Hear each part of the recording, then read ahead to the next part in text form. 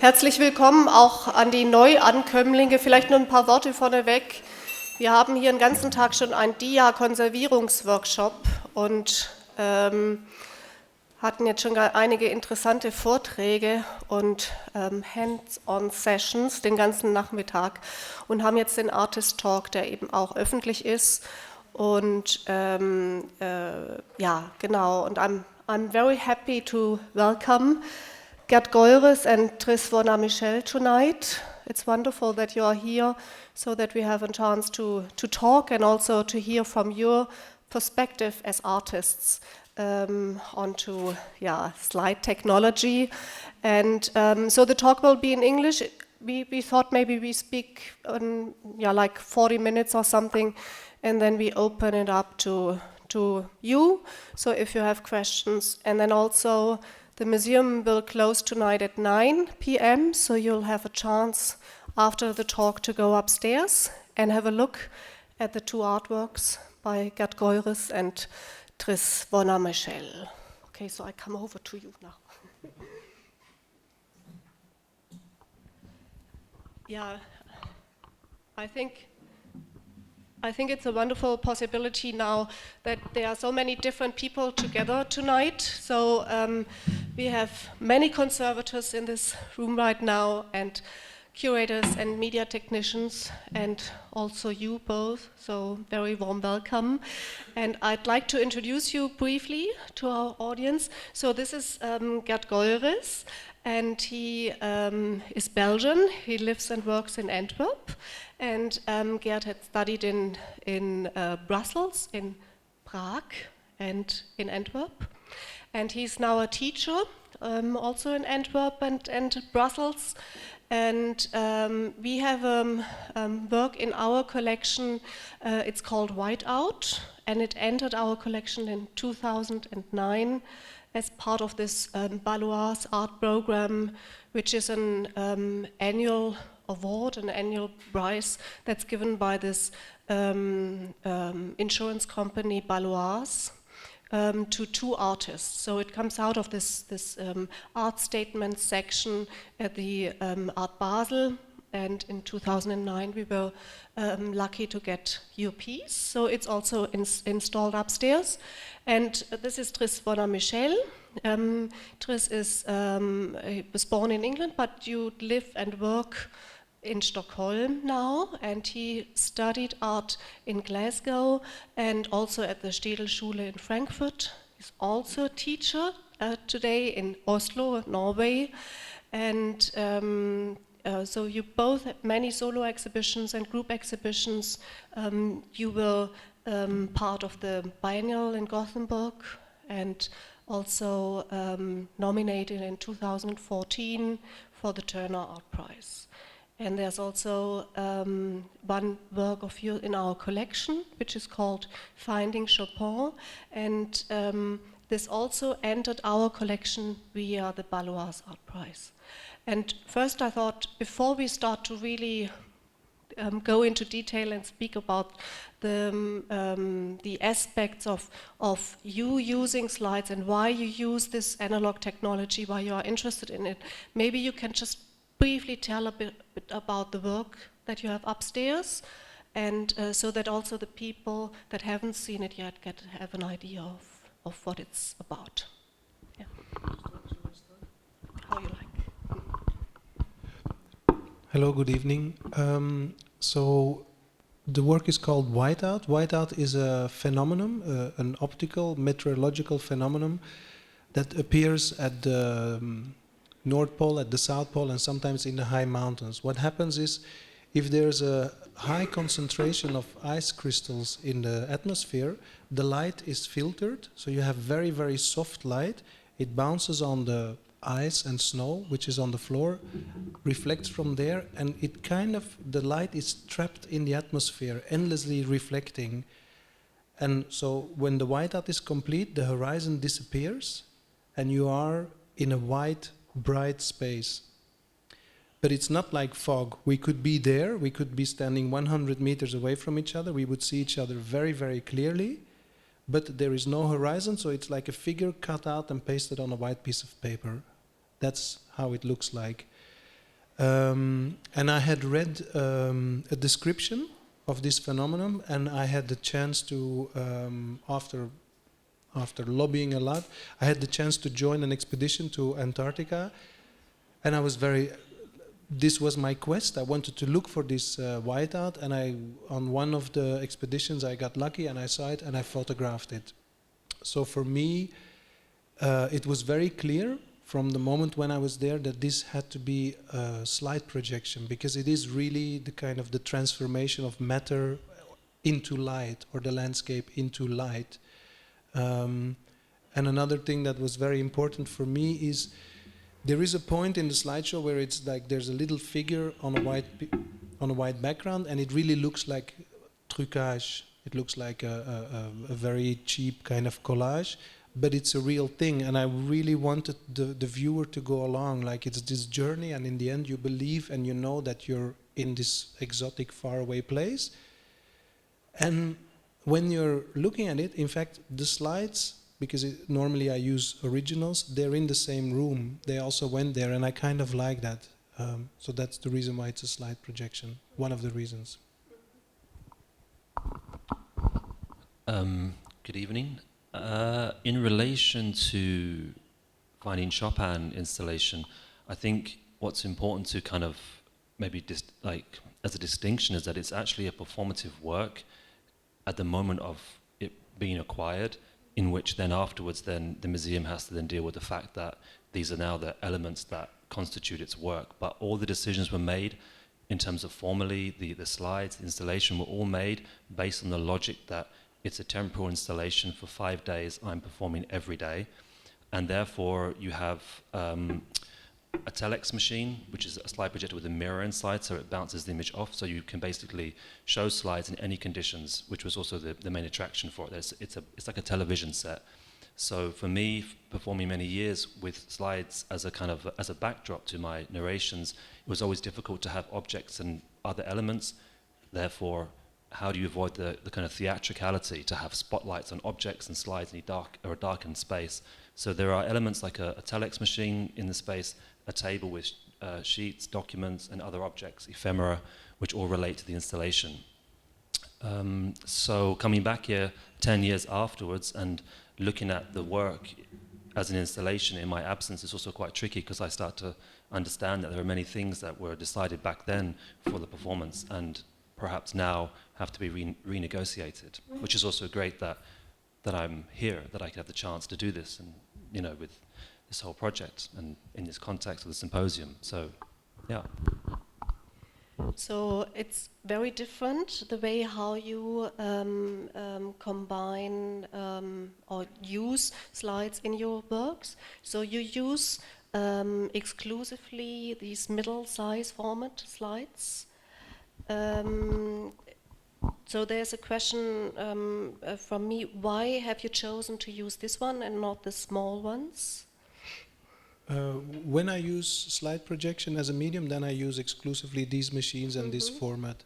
There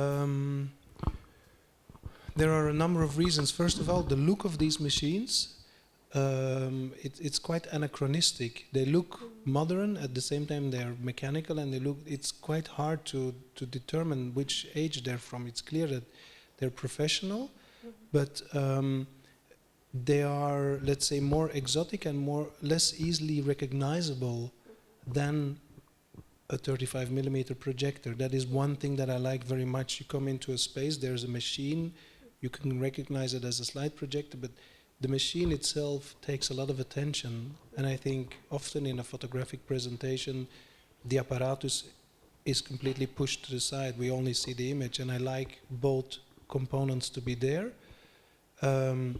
And another part is that the quality is very good. The slides that I have upstairs is a second choice duplicates, so the quality is not what I'm normally showing. And in recent works, I don't even work with duplicates. I just show the originals, and the quality is, I think, it's sometimes stunning. So are the colors more intense or more brilliant in comparison to a small 35mm slide? Yes. Is there a difference? Do you know? Well, these projectors are very powerful, so you can also use it in a space lit like this, and it would still have a good image. And the sharpness and the colors, yes. I think in general there is a higher definition because your original is larger. But that being said, I was very impressed with the non-golden projection, for example. I think the colors there and the quality, so in the end, it's also a subjective thing. But I don't know. In some pieces, I try to be very, very precise and extremely descriptive, and then the larger format helps because sometimes it reveals things that maybe the naked eye wouldn't see. The piece upstairs is not very representative, but I've made things that are really like hyper real almost, and that's another aspect that I like. That you really, as a viewer, become part of the piece somehow, so that you also are in the middle of this process of losing orientation, and so that there's no horizon anymore, and that you really feel like being inside the landscape. Well, like another reason why I chose a slide projector is because it's very connotated with didactic purposes, you know, family gatherings or schools and presentations. And there is a history of like somebody going on an expedition, bringing back images, asking money for people to come in and funding the next expedition. There is this kind of context that I like. You enter and it's different than a film, of course, but it also has this duration. So it's more like a visual lecture somehow. So yes, but the lecturer is not present. yeah. It plays very much on the absence. I think it thematizes the absence even more than a print on the wall. Yeah. Is this also part of your work somehow? This kind of didactic aspect. I mean, you treat the slide in your work very differently because it's like really a mixed media installation, and there are so many different aspects in your work, like the speech performance and the objects and the projection of the slide, and also the little object you have with the as a like a showcase with the changing images and so on. So there are so many different layers. But is this aspect that Geert said that there's this interesting tradition of someone, you know, traveling somewhere and bringing something home and showing it to someone else? So like this didactic aspect, is it also somehow part of your work, or? Not in the same way. No, I think it's more to do with, I think, a performative kind of trajectory that my work's kind of evolved from journeys, travel logs usually, and taking images, which predominantly are 35mm. And back then it was actually on slide film first of all. So for me it was also about an authorship, like in terms of maybe a narration or writing. And it was very accessible. When I studied, first of all in Glasgow, photography, black and white, kind of much more like in the dark room, it was fine art photography, but there was an emphasis on printing and darkroom techniques. And at the time I had all these narratives and stories I wanted to always tell, but I couldn't, you know, contextualize into the print. And in the end I brought in this slide projector, and in a sense this accessibility of the first was clank, clank, voice, rhythm, breathing, a certain kind of disembodiment allowed, you know, the projector allowed a certain presence for myself to come into the work as a performer, and then when I'm gone, when I stop performing, then the projector and the ephemera can also remain. So I think it's to do not with an expedition, but in fact the expedition or that moment is that kind of performative moment of a show where it comes in. So tying up for exhibitions would be like a suitcase with slides, and then in that install making the narration during those few days, then performing, changing it after each performance, a slide here and there, and afterwards that kind of sets the work in terms of the narration. So for me it's similar in some ways, but it's really a certain kind of an immediacy. The immediacy of performing, the immediacy of a technology that seems quite complicated, but in fact it's incredibly kind of easy to navigate. And once you have that rhythm and you have a certain kind of, let's say, when the machine has a certain kind of nuance that you understand, and it's like dissolve, rhythm, pause, movement, even aesthetics. There's only a few you can choose from, a few Kodak models, and for me a Hasselblad, which was medium format. So that was also very liberating on an aesthetical level. It's like having a plinth. You didn't have to think too much about that structure. The present, yeah. But also, I think your work is also very much about the freeing of time somehow, because it's really also a reflection of time and narration and storytelling, and then there are also other objects or also media that are part of your work, like the record player or your own voice. So these are all these like ephemeral aspects that are part of your work, but also seem to be a bit anachronistic, maybe somehow. Maybe it's also this kind of that you, as artists, quite young, digital natives and so on, and in 2008 when you both made this work, were really part of a generation that was much more linked to digital media. So it seems somehow to be anachronistic that you choose this analog media. So did you feel like being or working in a very conscious way, anachronistic, or was it that it was just the media that felt is the right one for your work? Thank you for the compliment. I'm not that young. I'm not a digital native. I was trained very much in analog photography, so I don't have this. I don't have this kind of nostalgic reflex when I'm looking, when I'm using slides. Of course, I'm very well aware that it is a statement to use these machines.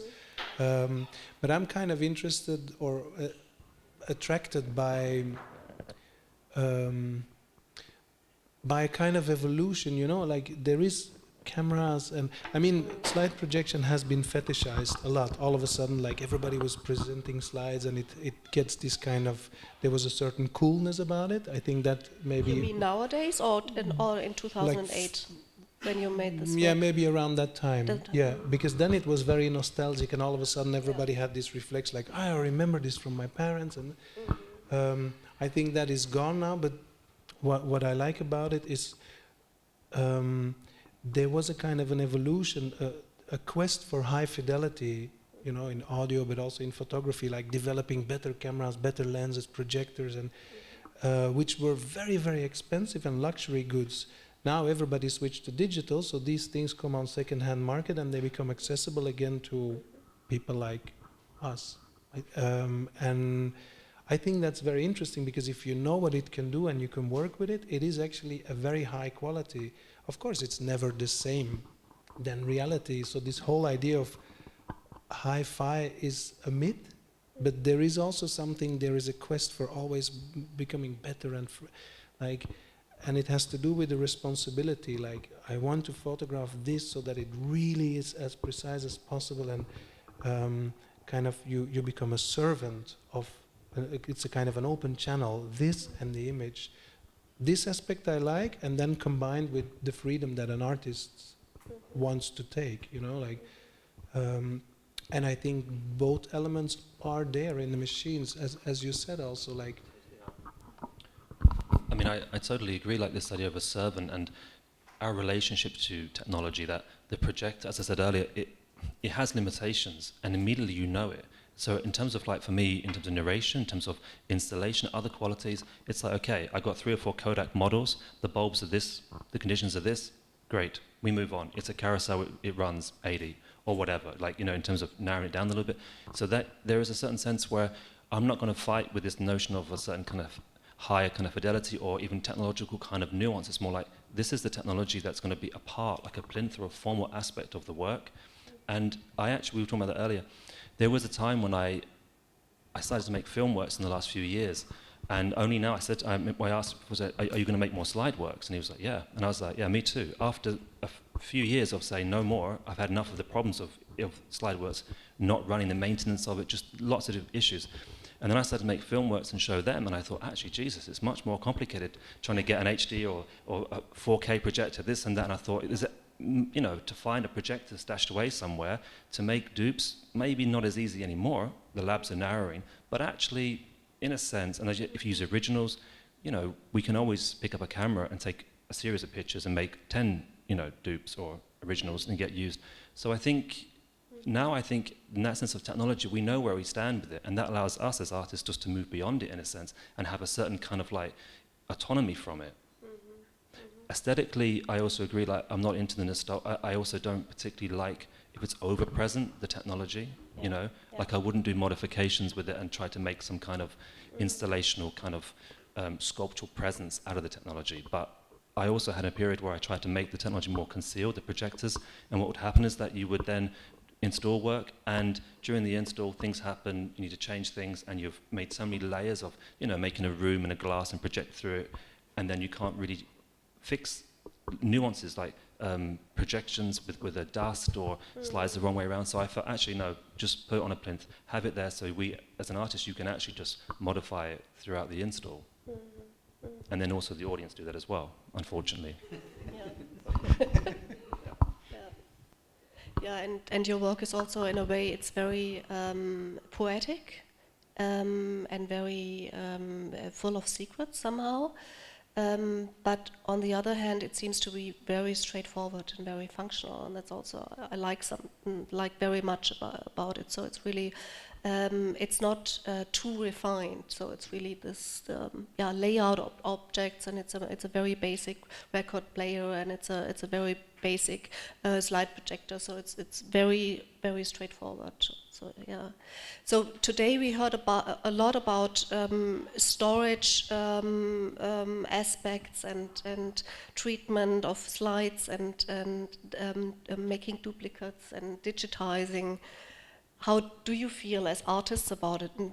Do you know all about this, or is it for you today, since you listened also to the lectures, or at least to the part of some of the hands-on sessions, that you think, wow, there's so much we haven't known about, or is it okay? We knew all of this already.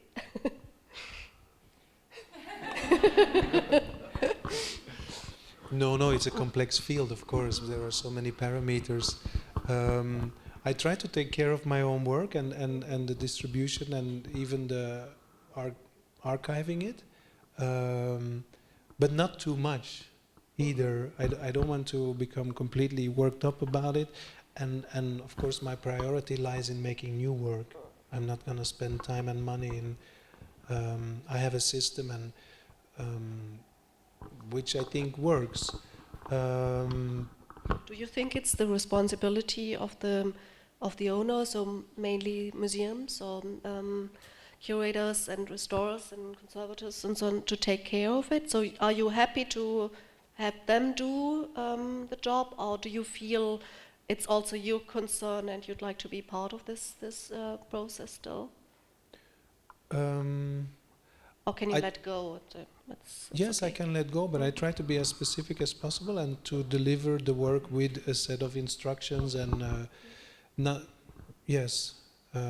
and also sometimes you know, just to spare myself the trouble of writing endless emails. There was one time that I had a projection somewhere and I couldn't attend. I could just install it and then I had to go. So I just made a film using my son as a character, like changing the bulb and doing all these things and filming it, and this I send it. Yeah. So these are very practical things, but in terms of storage, I don't know. Like I think it would be a bit, from my perspective, a bit too maniacal, too much like a mania to say the slides have to be stored like this and this and this. In fact, I'm happy when they're out and when they're in an institution and that it's taken care of. However, for the presentation, I think we were talking a bit about that.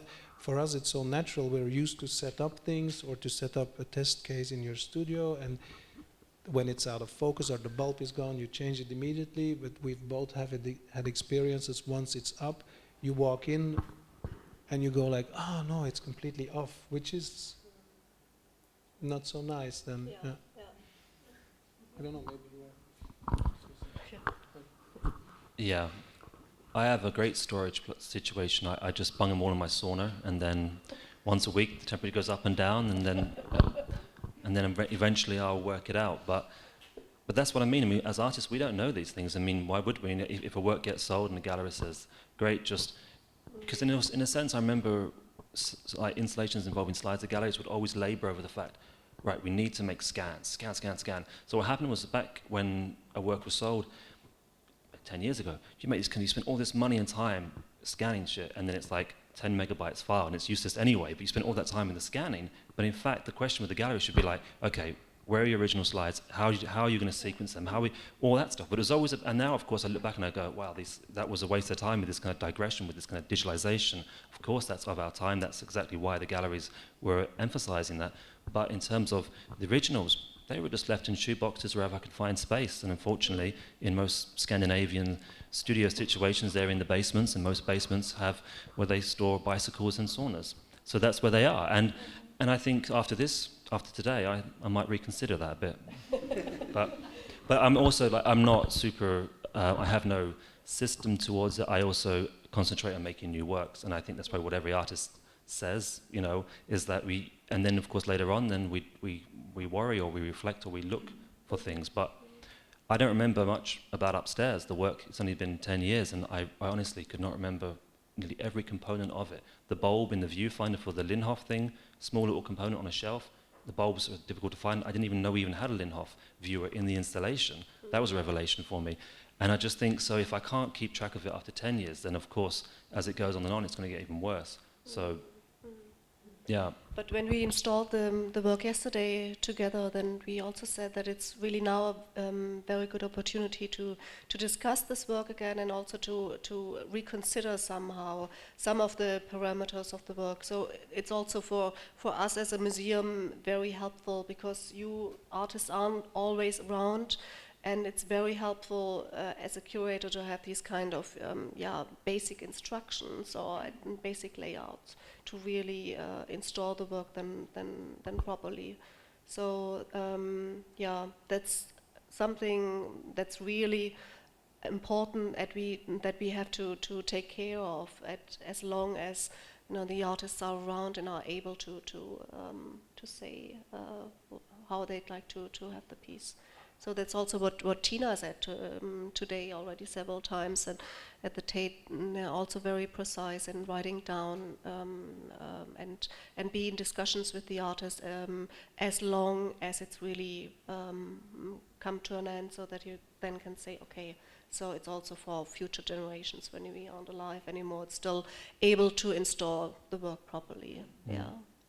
But then, in terms of the question of whose responsibility or what, as a preference of, I think it would have been great in all those years that in terms of an acquisition discussion, then a conservator and a curator said, okay, this is what we've got. We would like, here's a template.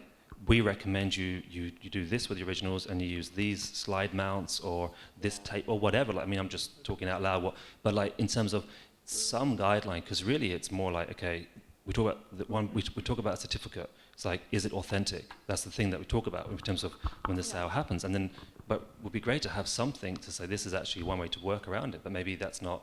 Maybe of course there is no template that exists out there. Yeah, but it's. I think it's also a learning process. So that it's a learning process to find out, to ask the right questions, and what to really consider and what to take care of. And that's something, the more you really deal with the media, the more you know about it, and the more you know which questions are important to ask. Yeah. Oh, apropos questions. Are there some questions from your side? Yeah. So is Francesco not out? So. I'll do the mic later. I'll ask the first question and also do the mic girl afterward. My question is to Geert about showing the originals. Of course, all the alarm bells are ringing. Yeah.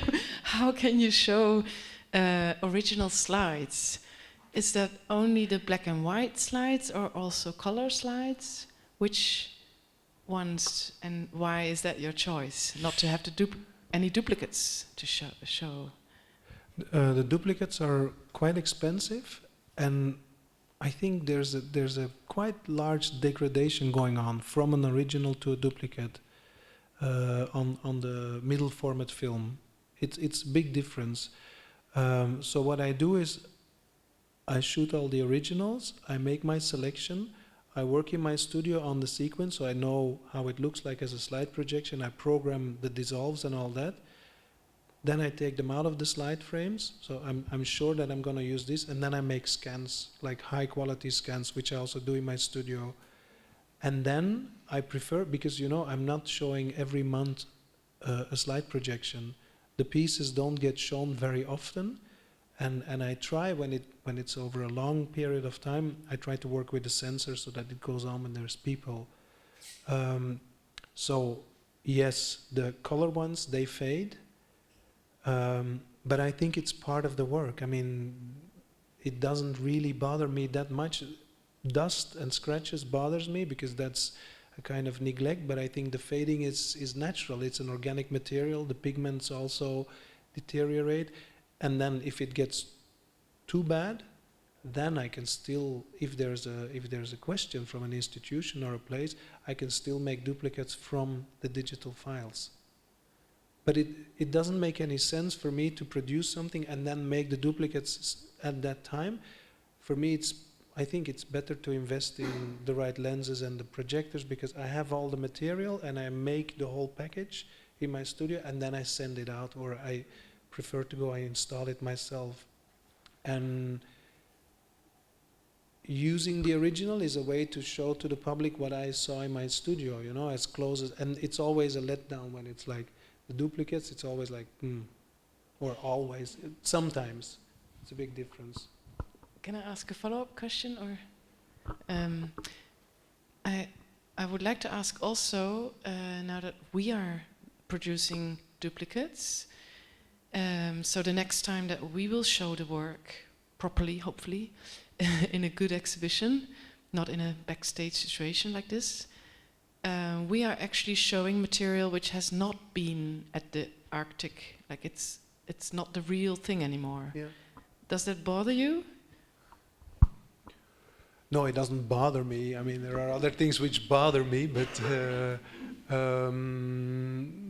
no, it's a compromise. It's really a compromise, and I'm happy and I'm honored that the work gets shown. But I think it is different when you're in the same room, and I know it's a very romantic notion, but the romantic notion is part of the whole idea of the expedition and the fatality of it, showing like an almost white slide. So I would prefer the originals, but by now the originals have been shown a number of times, and the color ones are really bad. So I work with duplicates, yes. And maybe there is a point that I say the work is finished. But I have good scans of all the images in the projection. Thank you. I have a question to both of you, or one or the other. First of all, I'm very interested in the films with your son. Thank you. And I was wondering whether, Tris, you could tell us something about your Mount Analog project, or the idea, if that is Mount Analog, I don't know if I understood it correctly. From your website and talking to you, I've known that you have a big storage of equipment of analog technology. Is this something that you've prepared in order to be able to continue working with this material, or what was the idea about it, and how does that influence your work? Yeah, it's Man Analog and Analog Optics. And Man Analog is a publishing space that I founded with my partner in 2010. And basically the economy is like this. We have Analog Optics, and it rents out slide projectors and does slide dissolves, and it's basically all slide related. And Analog Optics, so when we rent it out to institutions, mainly in Scandinavia, simply because of practical reasons of transport, whenever we rent equipment out, the profit goes in to publish artist books, and this is analog optics, my analog, and that's how it works. So if there's not much, let's say, interest in renting, then there's not much artistic kind of publications being produced. And it's a very simple kind of like cyclic kind of way of working economically. And the reason why it came about was because, as we were saying earlier, about it was so difficult at a certain point to actually have installations where you could just say, I want a Kodak Ekta Pro 2 dissolve and some Dataton equipment, and this is the piece. And that was surprisingly very difficult. And I was doing shows here and there, and it was always the same battle where the hardest part of the exhibition was just finding the simple setup that I wanted. And by chance, I was doing a show in LA, and the gallery was struggling big time, and we couldn't get any of the stuff. And then this company came in, and they were going bankrupt, and it was a massive company that for decades had produced massive light shows for Universal Pictures, Disneyland, and it was all Dataton, it was all slide projectors, strobes and fireworks, you name it. But basically they had a 20-foot container of, I think it was 360 lenses, 100 projectors, 32,000 slide mounts, the same ones, the Vice ones that you know. So they had the whole thing, and the guy said, like, tell you what, no one's asked for this in years, I'll do you a deal. So I basically bought this container lot from him, and it's just a story of, as a company, not really anticipating this transition to digital, and his customers were going elsewhere, and he had this massive lot with a big warehouse. So being an artist, not a businessman, I went for it and spent tons of money on for the shipment and to import all this stuff. And the worst thing was actually the bulbs. I did not know your tax would be so taxed. The taxation code for the bulbs to be imported to Sweden were astronomical, and most of them were bust anyway because they didn't last the journey from LA to Stockholm. But anyway, I had all this equipment and needed something to do with it in terms of, okay, I could back up for different works, but at the end of the day I felt it's a bit selfish, no? I mean, all this stuff, like I should rent it out, so then artists over the years would contact me all the time and say, I've got this show here, could you help me with this project and that? And so we'd rent it out, and that's how it works.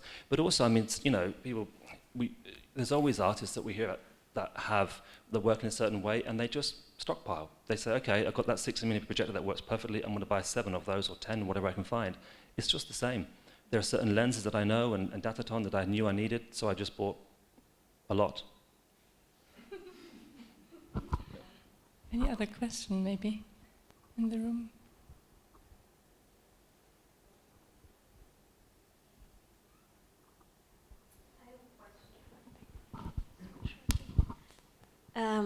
I have a question for you, Tris, because we installed the work yesterday, and you told us that you're changing some things, and some things changed over the years. And what do you think about double dating? Because it's not the same work like from 2008, 10 years after now. It's kind of a different one, and the setup is different. You're not performing anymore. So, yeah, would that be an option for you? Also to say, okay, this is something different slightly. I mean, yeah, I wouldn't, in the sense, the work, Finding Chopin, the title, of course, I wouldn't consider changing that, but the work was kind of produced in 2008, but then 2018, a lot of changes have been made, like in this week. And that's one thing we have to look at, is to think about how we kind of reinstate that. And I would call that, 2008 / to 2018, which is actually how I do that with most of my installations.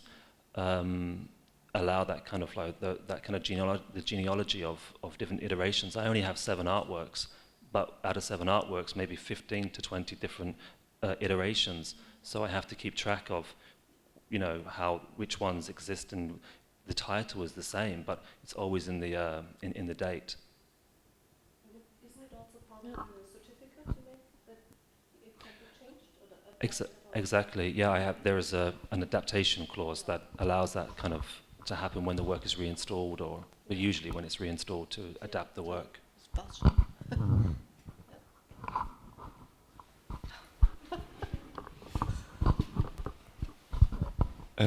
Question to Geert. So in your artwork you have a lot of different types of production, like, as said, the slide projections, or prints, or you have these large format wall prints. When you consider your your work before you do it, are you already thinking of the way you produce it in the end, in the installation? Sometimes, like in the case of Whiteout, as I explained, when I was in Antarctica, I think, and really being there and sensing the light and the intensity, I just knew that it had to be a slide projection, and then later on I started researching and trying to buy this equipment secondhand and so forth. Sometimes it depends of the space. I have works that exist as a frame print and as a wallpaper, but like as I grow older, I think maybe I wanted to say I become more professional, but I become more precise. So now it's in the editing process that I decide, okay, this should be a wallpaper, and then most of the time it stays a wallpaper. But there is something that I like very much about projection, is that it can have a kind of monumental appearance in terms of size, I mean. Can be, and it's light and it has this spectacle quality, but at the same time it's very light and it's very ephemeral, and a frame print always feels like an object, always feels like a commodity, always reminds me somehow of the art market and all that, and of the, because I'm very conservative in that if I make a print and frame it, I want it to look nice and all that, but immediately it starts to look kind of conventional and gets this heaviness.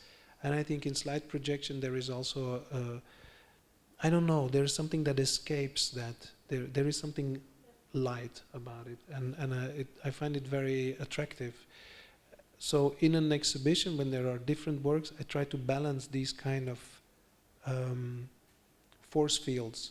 You know, something large but light there, and then maybe a smaller print there, which is very framed. And so I try to play out different manifestations of the photographic image.